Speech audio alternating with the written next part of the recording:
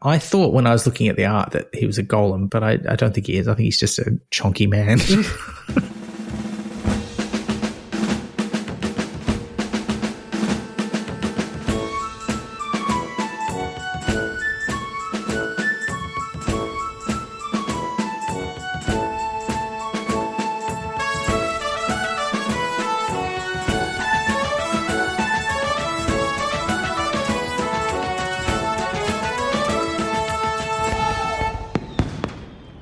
Hi, I'm Elizabeth Flux. And I'm Ben McKenzie. Welcome to Eeek Club, a special bonus episode of Pratt Chat, a Terry Pratchett Book Club podcast. Once a year, we record a bonus episode with topics chosen by our Eeek tier subscribers. This year, the topics have really forced us to discover a few things about ourselves and the podcast and the work of Terry Pratchett. And if you'd like to choose one for next year, you can become a subscriber too. Oh, Liz, we're here. We made it. We did, and I'm so proud of us. It's great. I know. We're doing it. I know. We're doing this a little bit, what's the word? This is off tap. No, that's entirely the wrong phrase.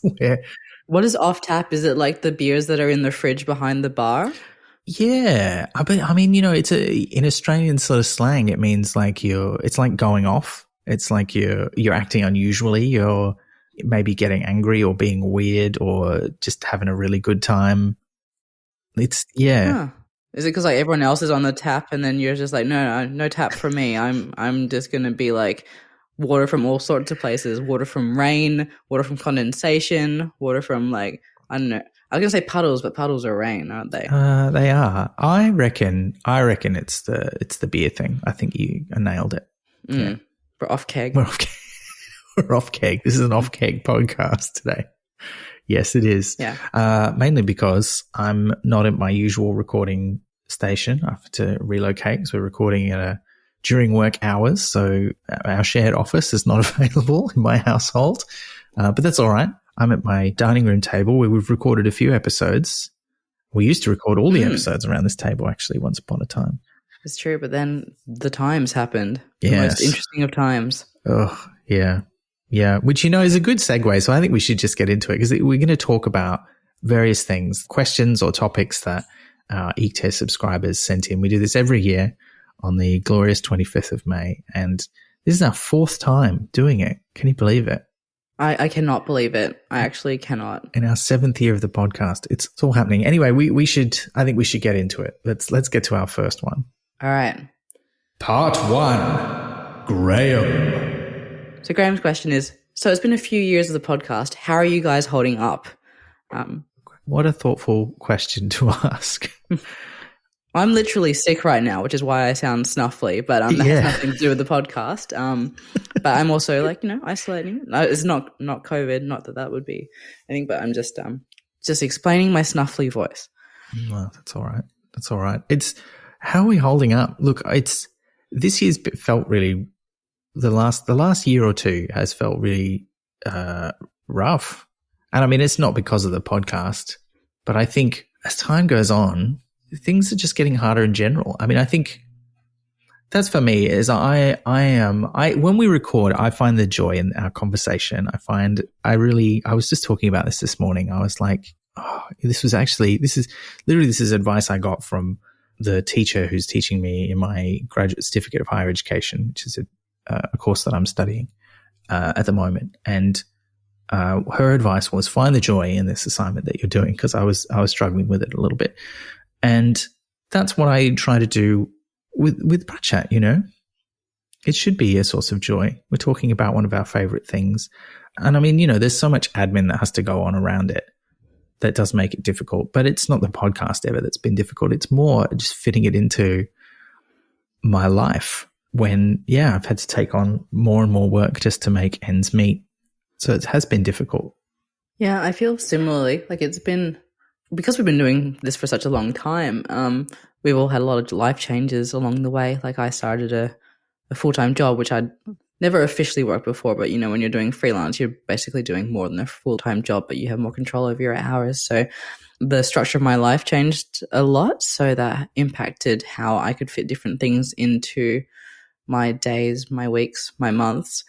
And I have had to slice a lot of things out. But this isn't one of the ones that I'd like. This is something I've clung to quite firmly because the community that we have is one of the best ones in my life. So I would not like to be away from that for even a minute. So it is harder to fit it in, but it's important. Plus, you know, I have completionist tendencies, and we're gonna read all of his books and talk about them, come hell or high water. So, and recording is always a joy. It's also really interesting, like when you get guests in, to see how they respond to a book, because it's not always what you expect. Because sometimes people absolutely hate it, or they bring in insights that you would never come across yourself. So that's a specific kind of joy as well. So I think personally, holding up okay, though it's sort of bursting at the seams, but the podcast is a source of joy within that. So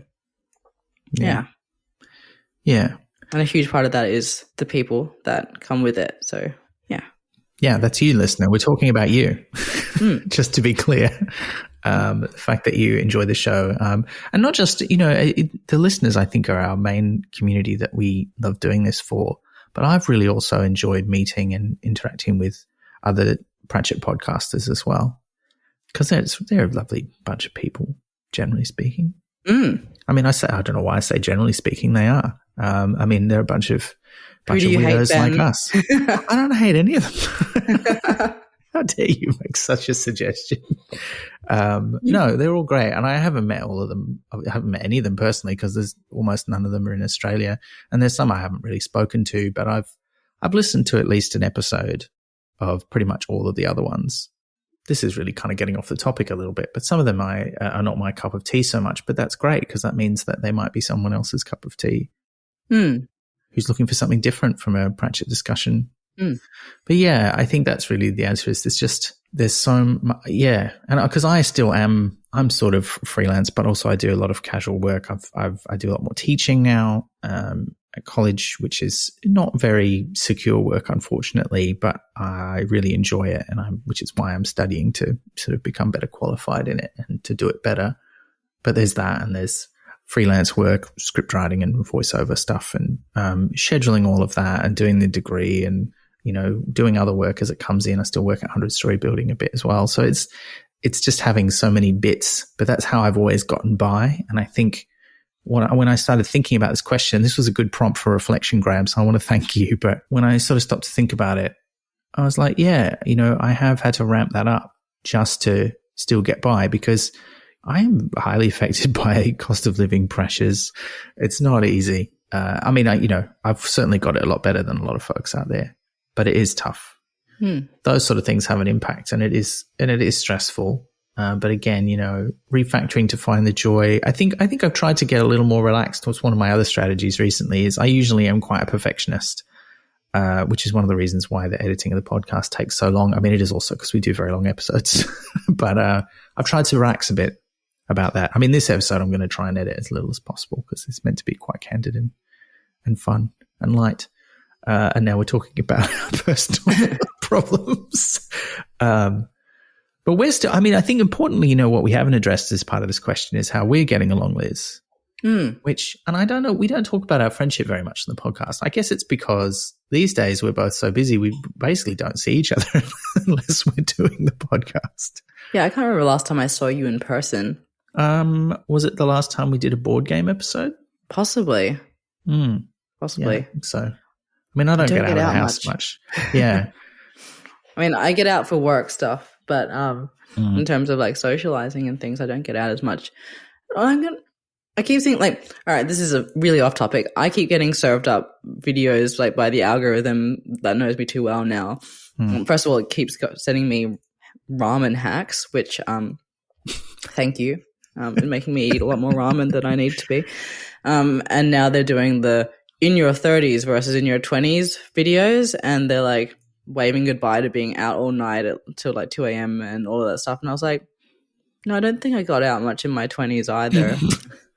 I mean, I certainly did that. I was doing that in my 30s. I mean, for me, it's still just it's really a COVID thing, you know? Like we are a household that still has to be careful about it. And so I don't go anywhere unless I know there's a good chance that I can take precautions or that the risk is very low. And assessing that is really, it's quite hard because nobody else cares anymore. You know, I mean, if I'm going to get real for a minute, I think that is the thing that weighs on me the most, is that if you are a person, and shout out to you, listener, if you are such a person who really knows they need to take COVID seriously, and I think everyone does, but most people feel like they have a fairly low chance of being very badly affected by it, and so don't think about it much.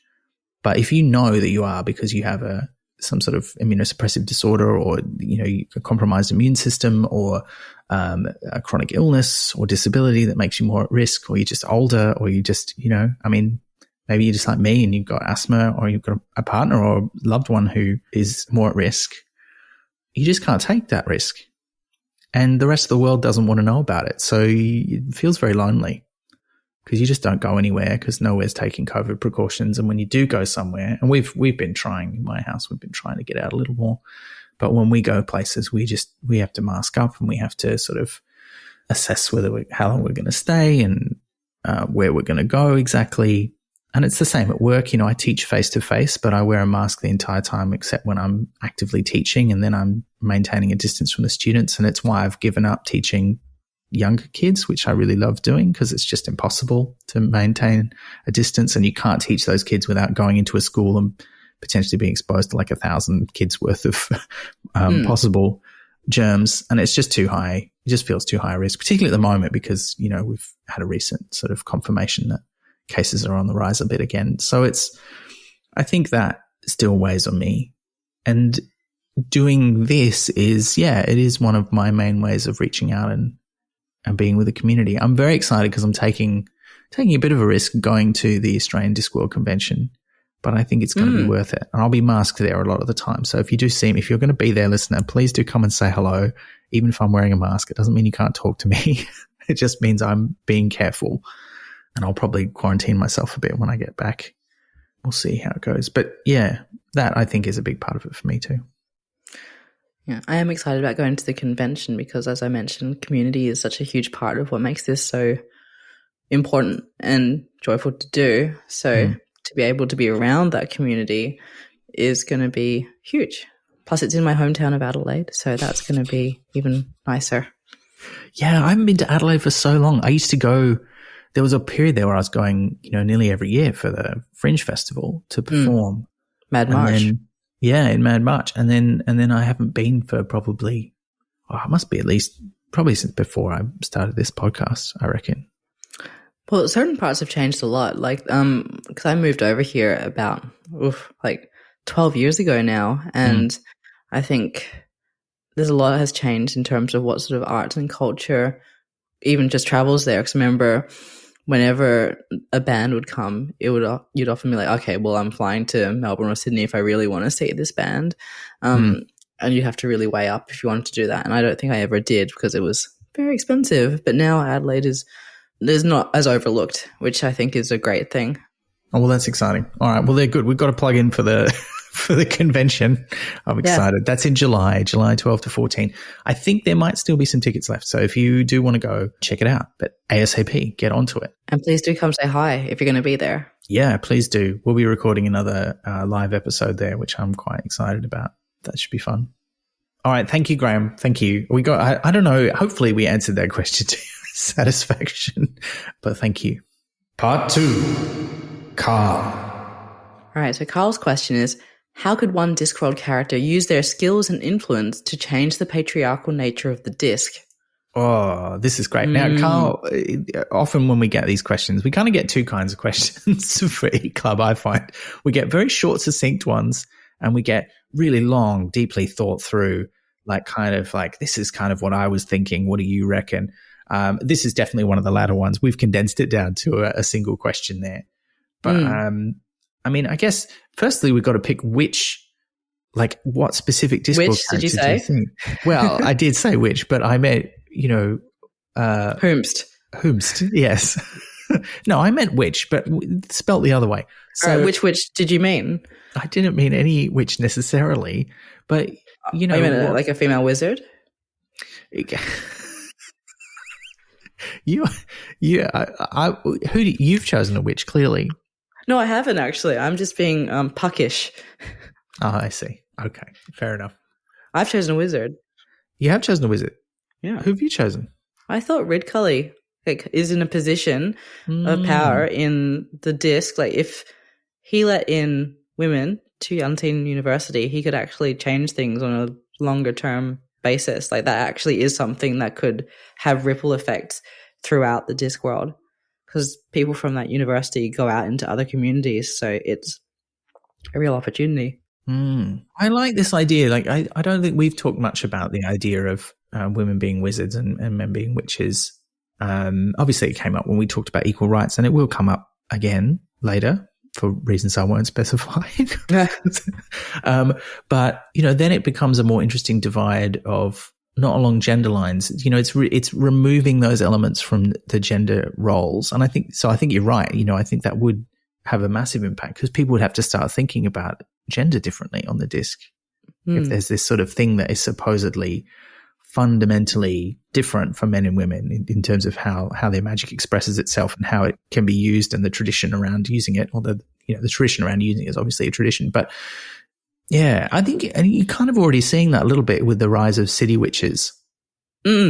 When we read I Shall Wear Midnight and we meet Mrs. Proust and realize that there's all these witches in the city now, which wasn't really previously the case. Like in Equal Rights, when Granny Weatherwax turns up, everyone's like, oh, there's a witch in town. Let's get some, the only thing, the people that she knows are like the people who make glassware so that she can make potions, and she's doing basically chemistry to make elixirs and stuff.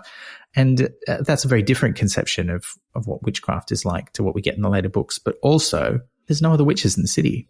Yeah, but my thought of like Red Cully is like, I guess I honed in on the influence part of the question, because like if he went out there, made a statement, made a bold change, then that would actually force like a whole lot of conversations. It wouldn't just be about bringing women or allowing non-men into the university. It would be about making a statement about why. And that wouldn't have an immediate change. Like that's not going to be like, oh, patriarchy is solved. But having someone in a huge position of power like that make a statement, it wouldn't be so much the change of the rules. It would be the explanation as to why that would be the change. And also if he started, like he tapped a successor who was not a man as well, that would also contribute. But it would be like a multi-generational plan, because I think for things like this you can't sort of solve it in one generation. You have to think about long-term change and also succession plans in terms of that. Yeah. And I think we'll talk more about, succession plans at the university when we get onto a couple of the last books that we'll discuss. But I feel like, do you think Esk would – it feels like Esk's busy. You know what I mean? Like she's got a lot going on. I don't think she's stepping up to run the university. No, it should not be Esk. This is like a thing, and I may be getting off topic a little bit, but there's a lot of it bothers me sometimes in media how often someone is lauded as the first woman to do a thing, like because it is a big deal in a lot of cases when someone's the first woman to do something, but then that places a lot of pressure on the individual woman. She shouldn't be the person who like has to succeed more than anyone else, because otherwise you're not just letting yourself down, you're letting the whole team down, which is not a fair expectation to put on someone. Someone who's chosen for the role should be in the role because they are right for it. This would just be about removing barriers that shouldn't be there in the first place. So Esk is busy, like you said, and isn't there to necessarily break down doors for other people. She should just be allowed to pass through them. It should be like everyone sort of works together to incrementally open them. So it's about working together to make the bigger change rather than the one person who's already there making more change, because that's too much pressure. And if they slip even a little, then everyone is set back, and that doesn't help any cause at all. Yeah, no, I agree. I think you're right there. And Red Cully is clearly there's indication. I'm trying really not to spoil the later books. I know that our Eeek tier subscribers have probably read them all, but there's indication in some of the last Discworld books that Ponder is really probably going to be the next Arch Chancellor of the university, or at least have a very important role. He already does, and he's quite a forward-thinking wizard in many ways. So I think he'd be a good choice to carry this on. And then hopefully, you have a great crop of new wizards come in, including a lot of non-men, and maybe one of them could be the next Arch-Chancellor. Or certainly, they'd filter up into the faculty. I mean, one of the other problems is that the people in power in the university are also old, and traditionally it's dead wizards' boots. But that doesn't seem to be the way of it anymore. And that just means that all of the incumbents with power are not going anywhere. So it's going to take a long time for that to filter through. But then, if you have a change in leadership and as the old wizards either retire or die, hopefully retire. Don't like to think of them all dying, but they will. They get old. But the system has changed. Like before, it used to be like they used to be hurried up in their dying to exactly succession plan. So now maybe they can be allowed to retire and do not much. And we know that some of the wizards do retire, like Mr. Earwash or whatever his name is. I don't know if that is his name or if she's kept her own name. What do you reckon? Can't remember what it says in the book. I reckon she's taken his name, but she does seem the sort. Fancied it up a bit because it is really like she is like Hyacinth's bouquet as a witch, right? Like that's her thing. So like following that logic, then it's his name, but she just doesn't like Earwig. His name's actually not mentioned in any of the books, I don't think. I'm just going to call him Mr. Earwig, which is a great wizard name, really. It is. It's I don't know if I'd go to him for help or advice, but it is a good wizard name.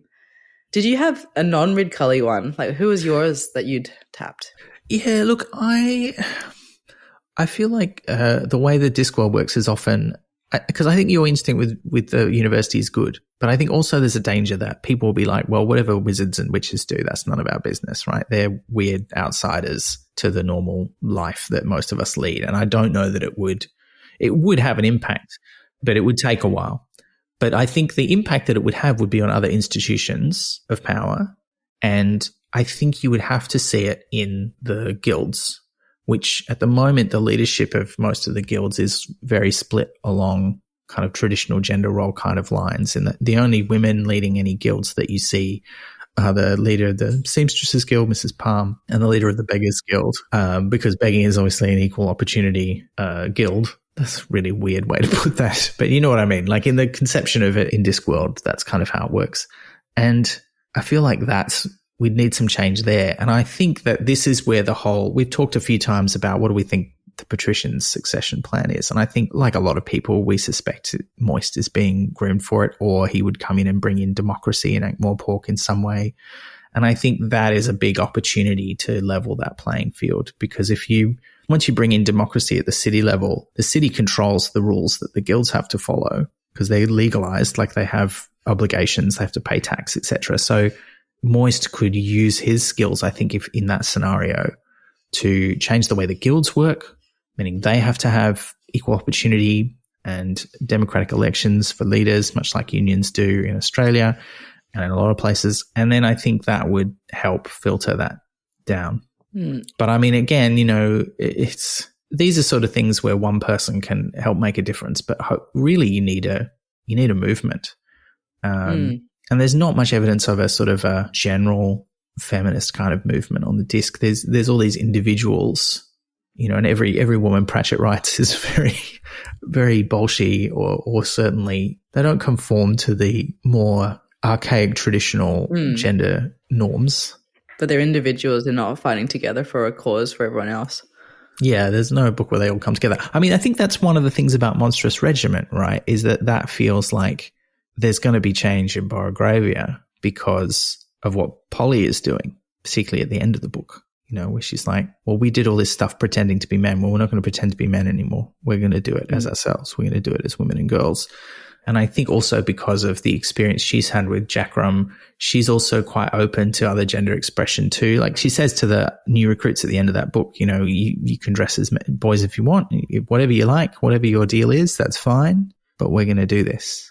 Her attitude of let's organize the people and let's bring everyone else in and let's change things for the better it's one of the few times a book ends with someone going, I'm going to change this society. Like that's not really how many of the other books work. Like Vimes never goes, I'm going to change our society so that people aren't poor anymore. And the boots theory is no longer a deal, right? He's not aiming to do that. And most of the other protagonists aren't either. So I think Polly is actually would probably be my pick. Having talked about Moist, I think she's going to have the biggest impact on Borogravia, and maybe that'll have some impact on Ankh-Morpork. But I think if the Borogravians can do it, and if the dwarfs can do it, I mean, this is the other thing, is that dwarf society is becoming more equal. I think dwarf society is an interesting one because they're not going to treat men and women dwarfs differently. They've always, had this kind of, we don't really do gender. But now people are like, well, what if I want to express a gender? They're like, okay, but you still have to work in the mine and do all the things. Like it's very secondary to them, even to someone like Cheery, where it's quite important. It doesn't override her identity as a dwarf. So I think those external influences and changes in the world are going to also percolate outwards as things tend to do on the disc. And we'll see some change there. Yeah, but looking at the question again, how could one Discworld character use their skills and influence to change the patriarchal nature of the disc? I reckon another contender could be Sybil, but she won't because she's got a lot of really strongly held gender ideas. So she is in a position where she has a lot of influence, not just on a socialite level, but she also has influence over the commander of the Watch, who is doing a little bit already in that direction.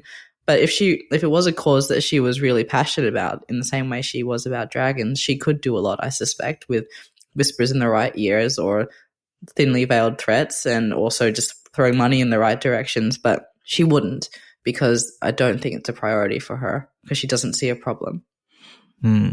Yeah. She does a lot to advance sort of certain causes, but she's not trying to upend the social order. So she could, but she wouldn't. Yeah, there's a lot of her sort of, I think a lot of what she says to Sam is trying to appeal to the idea that with all this wealth and power, he can make a difference. And it's like, well, yeah, but does he though? To individual people, in the way of people writing with an old-fashioned understanding of police, he does it by increasing law and order through increasing the size of the police force. Yeah. He's done more for interspecies stuff, but not gender stuff. Yeah. And look, the police in Discworld, we could do a whole episode about that if we wanted, but they're not a guild, but they are more equal opportunity than most of the guilds are in a variety of ways. So, I don't know. Yeah, it's interesting. So, Vimes is doing some stuff, but yeah. Yeah, it's another question that gave us a lot to think about. Ben, do you have anything more to add on that? Yeah, because, a big part of the reason that Carl asked this question is we're seeing a lot of discourse again now around gendered violence, and Pratchett has approached that as a topic, particularly in the Tiffany Aching books. And I think what's needed to address that angle of it, that sort of, the toxic parts of masculinity that lead to that, they clearly exist in the disc world, and we do see them. We see them in the way that Pratchett writes about men and women, and you do see a change in his attitude to that over time, or at least a more awareness of it. But you do see some characters who buck that trend, and I actually think Carrot might have a lot to do with this, because he is demonstrating a different kind of masculinity where he has strength, but he doesn't always choose to use it, where he is gentle and kind and considerate.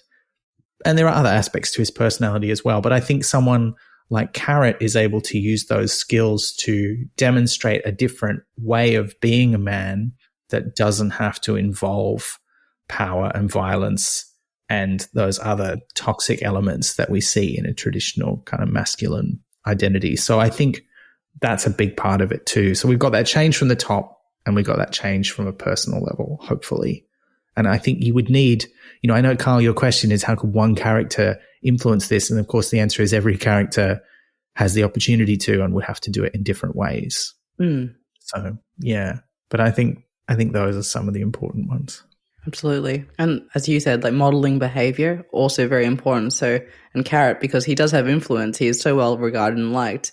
A character like that, doing something different and bucking a trend could have far-reaching effects. So one person, even without like policy change or whatnot, can affect change. Yeah, there's other examples of sort of men who exhibit different kinds of masculinity too. Like, I mean, many times they're played for laughs, like Nigel, the destroyer. But, you know, I think he's got a part to play. Ponder himself, a very different kind of man to Rid Cully, and I think that is important too. So, yeah, everyone's got a part to play. Yeah. Thank you, Carl. What a great question. Yeah, very thoughtful. Part 3, Jing. All right, so Jing's question is, what is an unwritten Discworld story for you? So maybe a headcanon of a specific character or a general arc of how things came into being or changed on the disc. Ben, you spoiled mine a little bit earlier, and it's probably I probably spoiled it like a little while ago because I think we've discussed it before, but mine is that, and I think it's pretty much like everyone's, that Veterinary was preparing Moist to be the next patrician. And would it be that, I mean, we talked about, in fact, Carl, to call back to Carl, asked us specifically about democracy on the disc a year or two ago. Do you think that would be a big part of that story? It's hard to tell because Moist is a hard character to grasp of. Like, I think Terry Pratchett would have done really good stuff writing a story about bringing democracy to the disc, and Moist would have been a good way into it. So probably from a story writing perspective, that is where it was going. But I also see like it could have been a new system as well, not necessarily democracy, but like a different system that sort of borrows from different parts of ones that Terry Pratchett would have cobbled from different systems that Moist would have brought in. So that, yeah, I'm not quite sure because like the guilds throws a spanner into it a little bit. Yeah, that's true because they're so these massive blocks of voting power where you'd expect most guild members to vote the same way or feel they had to. Yeah, that is interesting, isn't it? Yeah. But that's still it for you, is that whole succession of, that's the story you feel is missing. That's the one that happens after. Jumped out at me as the most one that I want the most, but I'm sure there's others. What came to mind for you, Ben? Mine are not as fully fleshed out. They're just sort of areas of the disc that I would have loved to know more about through whatever story Terry felt fit to tell it through. I would have loved, and I think we talked about this in Thud, but I would have loved to see even more about troll culture and society. Trollture. Not just in relation to their conflict with dwarfs, but really get into how does that function? You know, like we go into troll lands, maybe we have a new character who's, you know, a troll character who's the central character of a book, and we see how that works, which would be quite difficult because it's meant to be quite different from human culture, which is appropriate, or human cultures, I should say, because they're very inhuman. But I would love to see that. And I feel like there's a bit of a missed opportunity there. I would love to see a more modern take on some of the other parts of Discworld too, like the human-centric parts, like something set in Clatch, which isn't just here's a bunch of Middle Eastern tropes from that I got from some books, or you know, another go at a geisha or a Gatia, however you want to say it, which sees it through a bit more of a nuanced lens. What's going on there now? I mean, there's little snippets of some of that stuff that comes through in some of the sort of later writings, like in the Discworld Atlas and stuff, which were mostly written by other people with Terry's guidance, but they're not really stories and they don't really sort of tell us much about that. So there's those ones. I think also I'd really love to know, I feel like Esk is a weird one. Like I am really interested in her character, but I feel like because of where he picked her up in I Shall Wear Midnight, telling her story would kind of not be as good. You know, it's like it being a bit of a mystery, who she's been up to and what occupies her time is kind of better, I guess. But I think, you know, I would love to know what the deal is with Dr. Mossy Lawn and the Ankh-Morpork Hospital, like a medical drama set there. We've talked a bit about that before. Oh, you know. That would be so good though. I would love that. Yeah. It occurs to me you could have like a fantasy kind of version of a Star Trek medical kind of drama, because you've got all these non-human species coming in who need medical attention and having to figure out, okay, well, so we know how to fix up humans, but what if a troll comes in with a bit of rock flinted off, or they got the wrong kind of moss growing on them? What do we do about that? What if a gnoll comes in?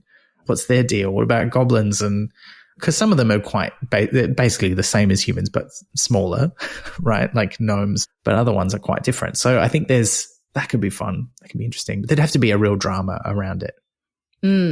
Yeah. Yeah. So I was just trying to think of what that drama could be, and I was like, no, I have to think about it for a bit longer. Yeah. Well, so that could be fun, and that could be there's obviously there's an opportunity there for old characters, but I think the things that, as much as it would be fun to see some of those old characters come back, I just would like to see some new stuff. I mean, which is a shame because obviously that's not going to happen. But one of the stories that I haven't interacted with, I'm sort of aware of, but I haven't really played it, is the third Discworld video game, which is called Discworld Noir, which introduces the idea of the private detective, which is the character you play as. And I thought when I was looking at the art that he was a golem, but I don't think he is. I think he's just a chonky man, rendered in late 90s, early 2000s 3D art. And yeah, I think there's an interesting angle there. And those kinds of things, like bringing new stuff into the disc that we haven't seen before or evolving it. So maybe going back to like the lands around Ankh-Morpork, like what's going on in the Stowe Plains nowadays. Just a cabbage-centric book. I'd like an Eeek-led book, actually, like maybe the first Igor or something. Oh, yeah. Yeah, that could be fun. Like, because how do you end up with the first, if they're made up of pieces of other things, like how you get the original Igor, like it's like a chicken or egg situation. Yeah, well, I mean, it's implied that they sort of, it's kind of the way they work on Discworld. It's kind of implied they're like a separate species of person and that they do have children, but or do they? I mean, it's not 100% clear. So yeah, maybe that would be really interesting. Just get into the lore of Igors. Mm. But with a separate mystery as like the core thing, not just sort of like a book that's like set hundreds of years in the past. Though that could be cool. Agatha Christie tried that and I could not get into it, but yeah, it's like an ancient Egyptian mystery. And I was like, no good. Well, I haven't finished reading it, so we'll see how we go, but it just didn't grip me. Yeah. Okay. That's fair. And I've said it before, I would like we get a bit of it in Pyramids, but I would like a full Assassin's Guild book. Yeah, that is, I feel like a book that was entirely about the guilds in one way or another would be interesting. Because there's a lot of guilds that sort of crop up. We don't really hear much about them because there's meant to be loads of guilds, but we really only ever interact with about 5 to any serious degree. And I wonder about whether there's an interesting story in the formation and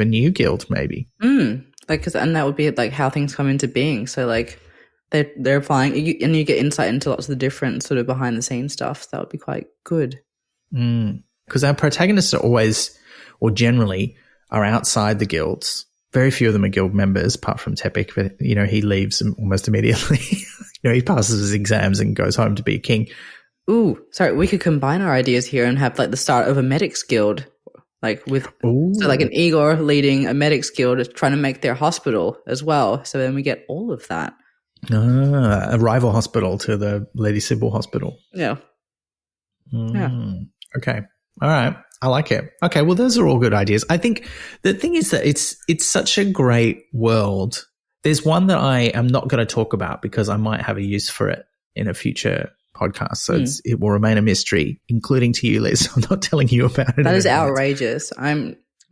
But there's one bit of Discworld lore that I would really love to explore, but I'm going to keep it to myself because there's a possibility that I might get to explore it in a way that would be acceptable. So I'm not going to talk about that. But there's lots of little tidbits and there's lots of stuff that's set up. And because it is that mirror of our world, you can really you can think about any kind of topic or thing that you want to tell a story about. Think about what would the Discworld story about that be, which would be great. Yeah. If you could have a Doctor Who Discworld crossover, which characters would you involve and which Doctor would you have? I know this is kind of off topic, but it's just kind of like if you could, like. I think, that's really hard. Throw that at you in the middle of another question, but it feels sort of. No, well, also, listener, you got to drink now because it's Doctor Who reference. That's been too long. You got to drink twice because Liz brought it up. Yeah. But I reckon, okay, I can answer this question. I would go one of two ways. Mm-hmm. I would either go really old school and have like the original kind of William Hartnell crew show up and be like, what is this planet that's flat and how does this work? Really go at it from a sort of slightly moments of silliness, but mostly kind of how we're kind of stuck here, or we've been separated from the like old school, and I'm talking like original TARDIS crew, like Ian and Barbara and Susan, like really old school black and white, dawn of the show kind and of they'd stuff. be literally in black and white while everything else is in color. Could happen. I mean, television coming to the disc, that could be an interesting one. I've done movies, but I haven't done television. Different kind of medium, different kind of thing. Anyway, but the other way I would go is actually go super modern. I go right now. I get Ncuti Gatwa and Millie Gibson playing the 15th Doctor and Ruby Sunday, and they would show up because their season, I've been watching it as it comes out. We're 3 episodes in as we record this. It's gotten a bit more serious with the 3rd episode, but generally speaking, it's quite whimsical. It's quite fairy tale. It's quite magical. It's a lot less sci-fi and much more. I mean, Doctor Who's always been more science fantasy than sci-fi in many ways, but well, that's not true. Not always, but a lot of the time. But they've really leaned into the fantasy angle, and I think them turning up on the disc would make sense. But which character would you like them to interact with? Good question. They'd have to have a problem to solve. I think they would probably enjoy being in Ankh-Morpork because it's a bustling city. And it's a bit like old school London or New York. I think there would have to be some sort of, because this is the usual way it goes, there'd have to be some sort of alien influence on the disc, something that our disc protagonists couldn't handle on their own because it involves expertise they don't have. And we know that there's other planets in the disc universe because of Tethys the sea troll who fell off a watery world and landed on the disc. So I reckon, something. I'm now, what this is bringing to mind is reminding me of, there's an episode of Maid Marian and Her Merry Men, the Tony Robinson Robin Hood show, which was about supposed alien invasion. And I feel like an alien invasion on the disc would be much the same, where it would be kind of ridiculous and not entirely clear if it was real or not. And I think that's the kind of story that I would want. So I think the Doctor would land in Ankh-Morpork, and the Doctor and Ruby would have to help just some regular citizens of Ankh-Morpork, some new characters we hadn't met before, deal with a problem that no one else is taking seriously, including cameos from people like Vimes, Patrician, maybe a guild member or two. Or like, what are you even talking about? They don't even have the language to talk about aliens. They're like, do you mean demons? Like summoned from another universe? They're like, no. What are they? Yeah. And Nobby and Colin will have noticed them like ages ago, been like, that's in the too hard basket. It's not like, we're just going to be like, we can't see it. It's not going on. Yeah. That's interesting. The real answer is I wouldn't want to see that crossover because I don't think those two things should go together. But I think if I was going to do it, that's what I would want. You don't think that that'd be a fun fan fiction. Temporary companion Rincewind, who does not want to get involved. He would not want to. He would get swept up. He would get involved without wanting to. He'd probably even accidentally get stuck in the TARDIS and have to go on a few adventures before he got home. Yeah, for sure. That's my new canon, actually. Like crossover episode. Because you can have a crossover between, like, because there's books as well. That's fine. It could happen. So All right. Is there any, you've sort of talked about your headcanon for Moist and the Patrician. Are there any other characters you have headcanon for that you're like, I'd like to see this happen? I would like to see young Nanny Og. I don't know, like, we know what she was like, but I just want to see it. Which sounds like real pervy, I guess. But no, I just want to see her, like, doing her thing, making chaos in her small village, finding her husband, all of that stuff. Like, I think that would just be a joy to read, whilst also Granny Weatherwax, like young Granny Weatherwax, is in the background doing her thing as well. Yeah, that would be interesting. Young Esme and Giza. It's not really headcanon, but that's just more like things I want to see, which I'm just like steering it. Yeah. This has led me to one that I hadn't thought about before, but now, and again, I'm being careful not to spoil what we do get in the later books, but I kind of want one more Witches book set after the Shepherd's Crown for how things are going in Lanka. Because, there's a certain amount of stuff that we see in Lanka through some of those last couple of Tiffany books. But how's the kingdom getting on? How are the people getting on? And what's their transition plan?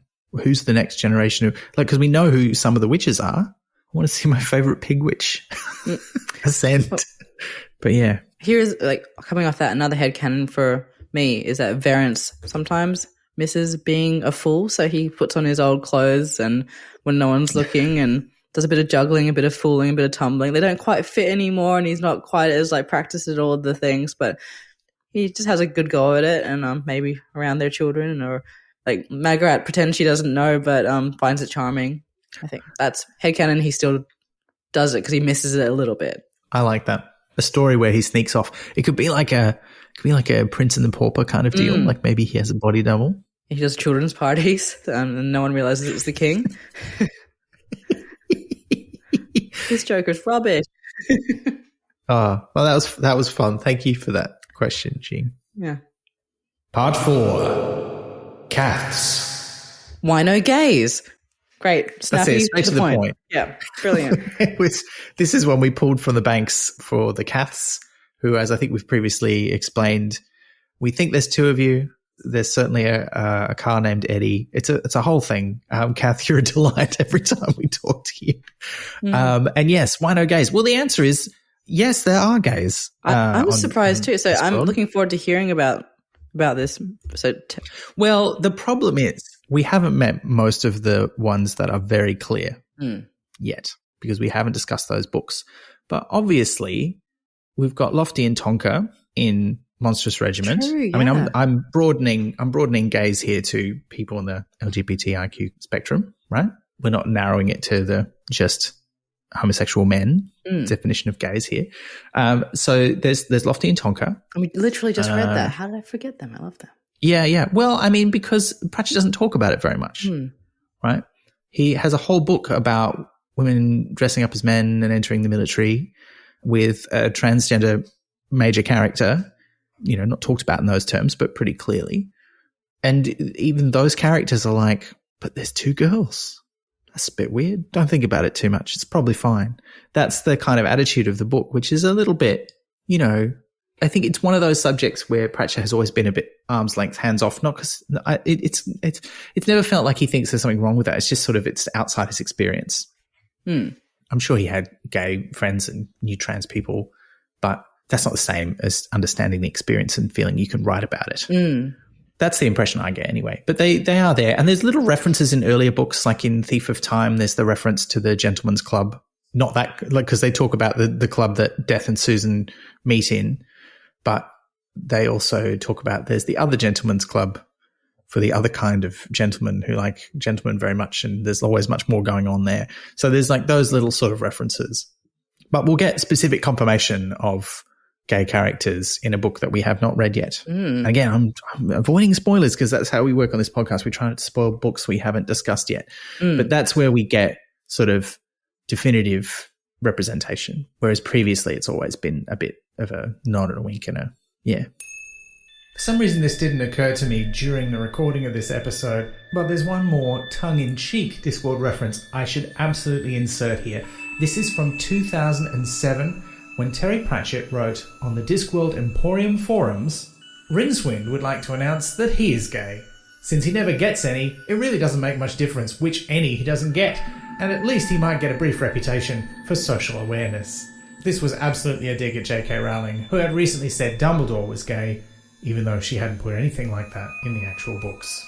So the answer is yes, gays, but not many. And I think because, like I say, I think it's one of those things that you can research women in the military disguised as men in history and write a story about that based on the factual experience of that. But what do you factually research to write about the homosexual experience? I mean, factually, nothing. You know, it's a personal experience. I mean, unless you're going to write a story about the struggle for rights and general acceptance and change of society, which is, you know, which again are things that do come into the books a little bit. Yeah. Yeah.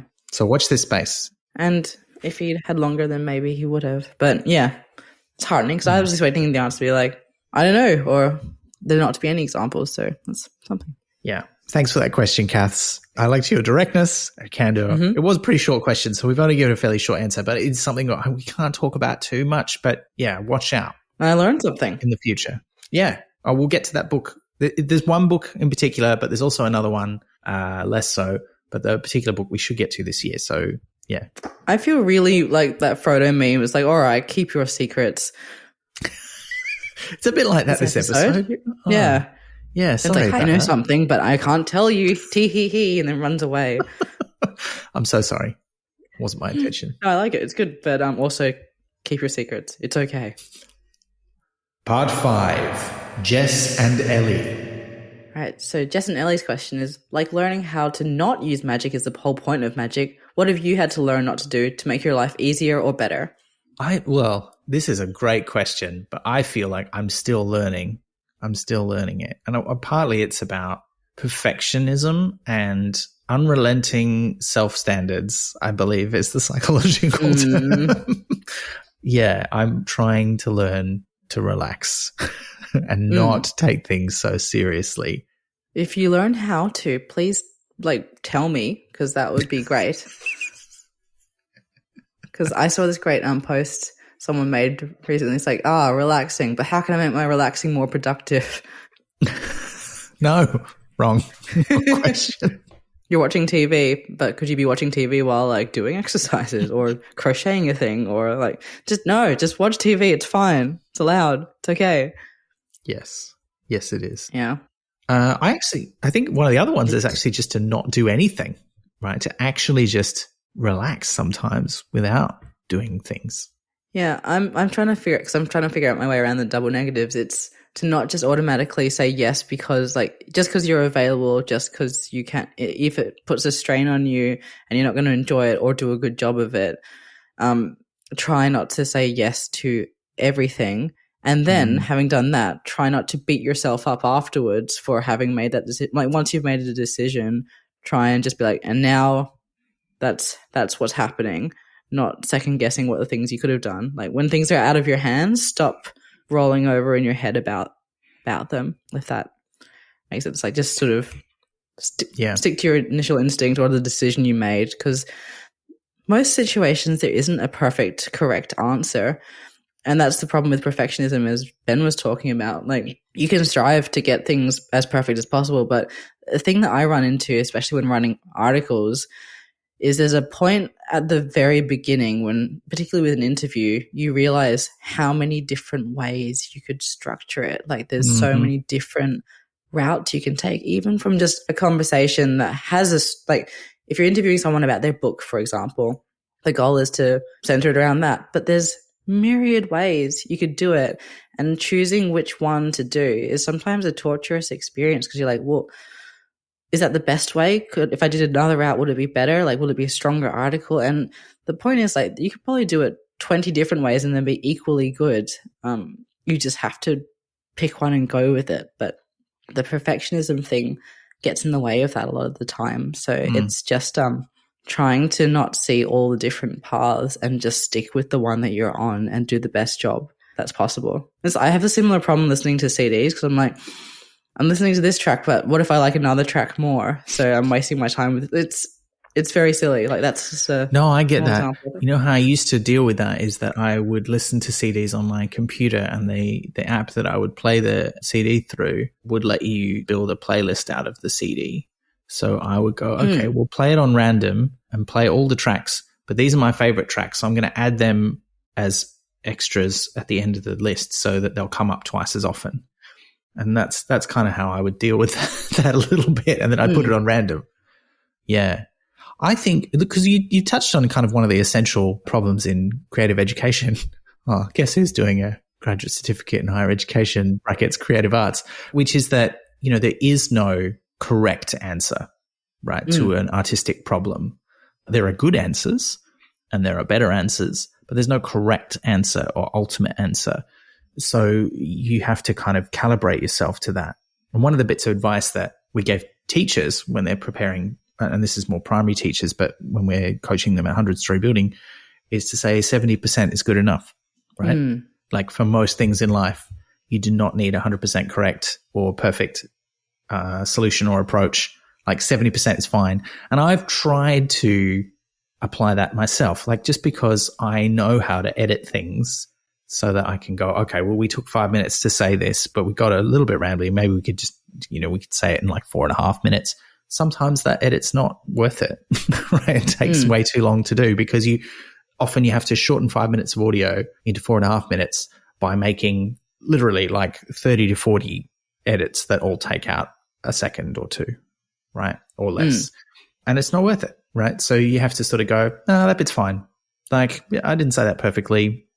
But that's okay, right? So I think that's one very practical one is knowing I've learned how to edit, but knowing when to go, let's not edit that. Let's just leave that in. That's been a big one. Yeah. Yeah.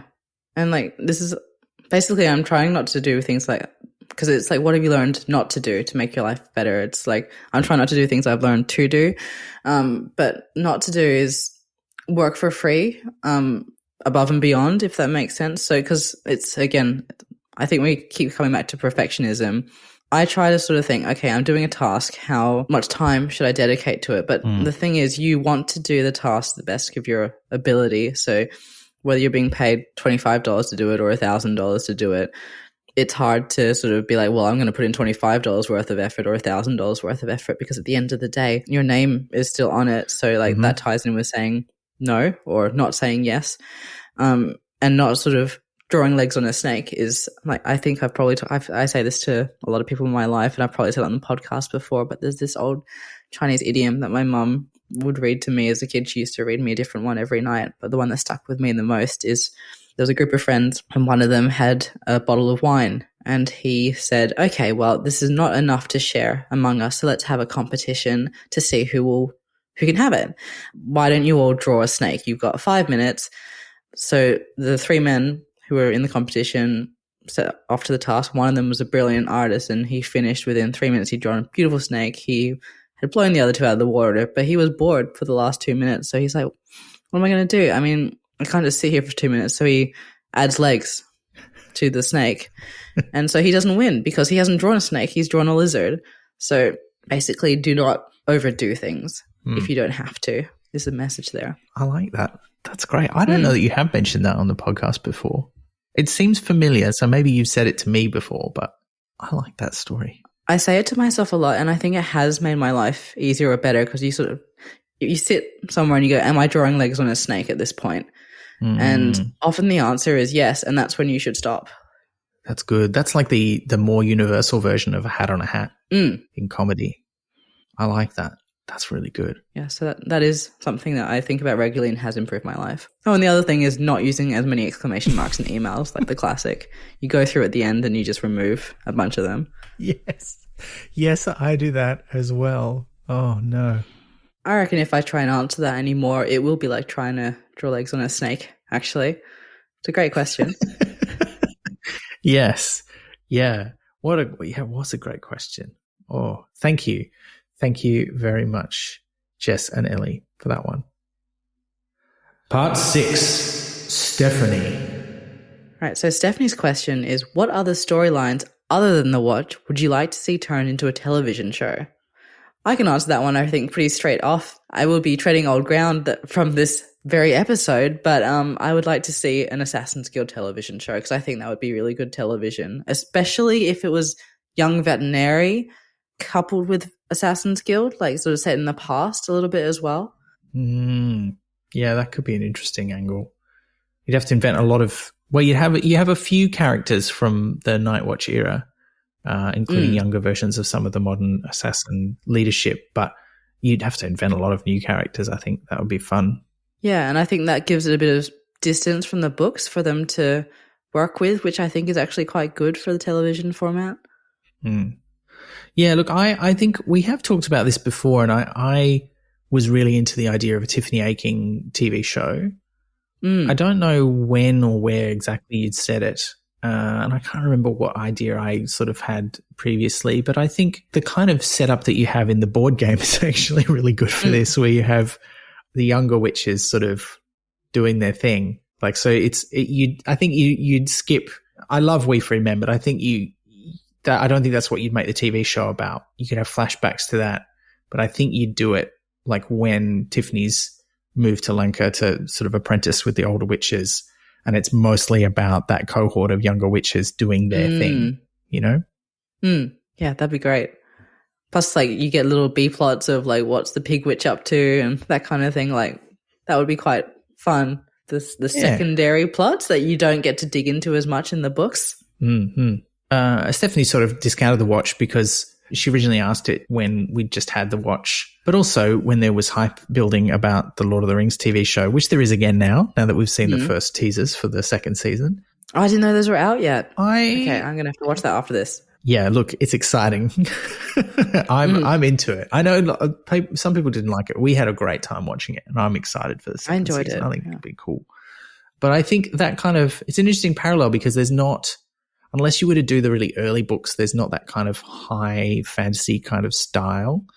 But you could do, I mean, this is the thing is I think a TV show based on the Discworld is such a difficult ask, right? I think you could do it, but there's this real tension between the characters as they live in people's heads and as they are envisaged through particularly the art of Paul Kidby. I don't think anyone really thinks about the characters looking like the Josh Kirby art as much as many of us were drawn to the books by it. But we have this sort of existing idea of what the characters look like and who they are. And that's difficult for a TV show. It's a different medium. It needs different things.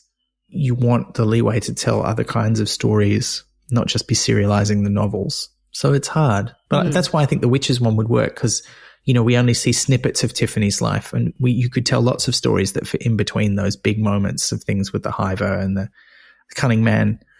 You know, those things are big moments in her life, and you could tell a great TV show about the things that happen in between just as you're getting on with being a young witch. And they could grow up, you know, over the seasons of the show. So I still think that's a really good idea. Oh, this is from Stephanie's long question where Stephanie had her own ideas about this. We've kind of mentioned a few of them, but she wondered, what about a season set in the Opera House in Ankh-Morpork? Oh, that would be amazing. That could be amazing. I would actually watch the heck out of that. And the different productions coming through it, but like you never actually quite see like the full production. You only ever see like them about to go onto stage or like just behind the scenes or the actions happening while things are playing out on stage. It would be great. It would be so good. Plus you could have so many cameos from other characters because it is in Ankh-Morpork. But yeah, I think that would be very good. How long, just to get back to this, because Stephanie's also interested in sort of how we imagined it would work practically. If you were going to make this Assassins TV show, or if you were imagining watching it, what kind of format are you imagining? Like, is it a modern streaming show with like 8 to 10 episodes? Would you want it to be like a proper network thing that goes for 22 episodes? What do you reckon? No, I reckon something more like Dead Boy Detectives, like an 8 to 10 episode one where there's like an overarching mystery, but there's like a mystery of the week, kind of like early X-Files as well. Yeah, okay. So maybe like each episode could, and I haven't got my pitch deck ready for this one, but each episode could be them learning a specific skill or something, but then they're having their interpersonal stuff at the same time. The main character could have like a mystery in their life that like what has brought them to the Assassin's Guilds. Like they might have had some sort of tragedy in their life or there's something going on back home that they need to deal with. Like there'd be the overarching thing that I just keep listing TV shows, but I guess it's kind of like a little bit like Wednesday as well, visually, perhaps. Like, I don't know. Oh, yeah, because that's like set in the school. I haven't watched Wednesday, but it's set in the weird school. Yeah. Yeah. Because there is like an overarching sort of where's it going, what's happened in the past kind of mystery. And then there's like weekly stuff as well. So, yeah, something that it all wraps up by the end of the season, but each episode is a self-contained something, not just like a piece of the bigger picture. Yeah, that's fun. We don't see a lot of that on TV anymore. There's unless it's like a procedural mystery, and even then, you know, those have like overarching plot threads. I think that's why I think that's why I keep coming back to Doctor Who. I think there's so much of television now, and as much as I enjoy serial stories, and I do, so much of television now is that. And if you want like a sort of adventure of the week thing, that's not really in vogue anymore. And there's only a few shows that sort of do it and get away with it. So that's cool. I like that. And I think Wednesday is also an interesting case study in that it's both giving us someone we know, but also showing us something new. And like, I don't think necessarily veterinary would be the lead character in it. I think it would be a new character, but the veterinary would be in it. Like it would be that era. It could be like that thing that they were originally making fun of in White Lotus, but ended up making it their thing. The first episode, you see like a glimpse of the last episode where someone is dead and you don't know who it is or how it happened, but you sort of get clues each episode a bit more about who it might be. So you spend the whole season being like, oh, is my favorite character going to die or are they the killer? And there's just a bit more tension in the Assassin's guildness of it all, because you're like, oh, they're learning how to kill, but like which one of them's going to die and which one of them's going to be the one that did it. Or you could do that every episode, where at the start, someone's dead, but then you don't know how the assassin's going to do it. And unlike in, say, Columbo, where it's like a how done it, where we know who did it, but we want to know how Columbo's going to work it out. This is more like a how done it, in that, well, we know that this person's going to die, but how is the assassin going to do it and get away with it? It's like a heist movie for assassins every episode. Oh, that could be cool. I think there's a lot of potential in this. I'd really watch that. I want to watch it now. Yeah. Well, I think either of those formats would work great. And now I want to see that. But I do also feel like there's so many magic school stories, but there's not really anything like the Tiffany Aching style of witching, like The Worst Witch or whatever, or what was that one, the School for Good and Evil or whatever it was called. Like they're all very like big castle boarding school stuff. And I think the counterpoint to the assassin school is the witches actually learning by, mucking out pig sheds and trimming old people's toenails and putting people to rest when they die. Like I think you'd really lean into that aspect of it. Yeah, it offers something different. Although now, thinking about it, I also think you could have a great TV show about, and I feel like maybe this is something we've touched on before, but you have a great TV show about a new cohort of young wizard students at Unseen University. And the ridiculous hijinks they get up to. Like some of them would be in the high energy magic building. Some of them would just be learning to be a regular wizard and not being great at it. But yeah, because it's very different atmosphere to your standard sort of magic school. Anyway, I feel like that's good. We've kind of fleshed out some ideas we've had before and taken them in a new direction. And I think that's what more can you ask for from a question? So thank you, Stephanie. Oh, and for someone to make it now. That's all we need. We'll make them. Oh, yeah, that's true. We do also want that. Yeah.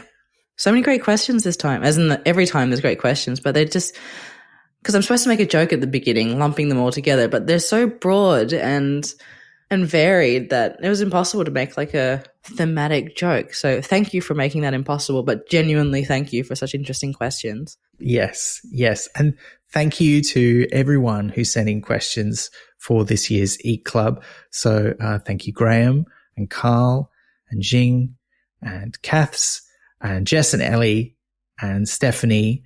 And also thank you to Nathan, who's also one of our Eeek Tier subscribers. Didn't have a question, sent us a lovely email, but was like, I don't really have a question this year, but thank you for supporting us as well. Thank you to all of our subscribers, no matter what tier you're at. You make it possible for us to keep making this show. I mean, at the top of the show, we talked about how we're doing right now. And I mean, one of the things that I don't think we talk about very often is that, we're a small podcast. We're not doing this with any kind of great resources. We record it in our own homes using equipment that we've bought ourselves. And I know what I'm doing with it, but it's not the same as being in a studio or being sponsored by one of these big podcast networks or radio stations or advertising. We do run this pretty frugally, but thanks to your support, we're able to do that. And we're able to buy books that we want to discuss and other things we want to talk about for the podcast so that you can hear about them. And it also means we can do things like go to the Discworld convention in July. So you make that possible. And thank you so much. Thank you. Now, I also just want to say, because this episode is going to come out after we've had a bit of a bump in our schedule, I should use this opportunity to let you know what's coming up next. Our very next episode for June is going to be discussing Pratchett's first ever published short story, which was The Hades Business. And we're going to be joined by a wonderful guest, Lucas Testro. I'm very excited because Lucas has worked with me in 100 Story Building and on his own 100 Story Building, like not just with me, working with young people writing their stories. And this was written when Terry Pratchett was 13. So I feel like that's relevant expertise. But also he's worked in the world of advertising and marketing, and he has totally already said that he has thought up different ways you could pitch the concept of hell, which is what happens in the story. So I think he's going to give us a really interesting insight into this story. I'm excited about that. So that's our next one for June. Do you want to talk about what we're doing for July, Liz? Oh, yeah. So the long story continues with the long cosmos. Is this the last one, Ben? It is the last one. It's the fifth and final. Yeah, so we're bringing back both of our guests we've had for it, both Joel and Dion.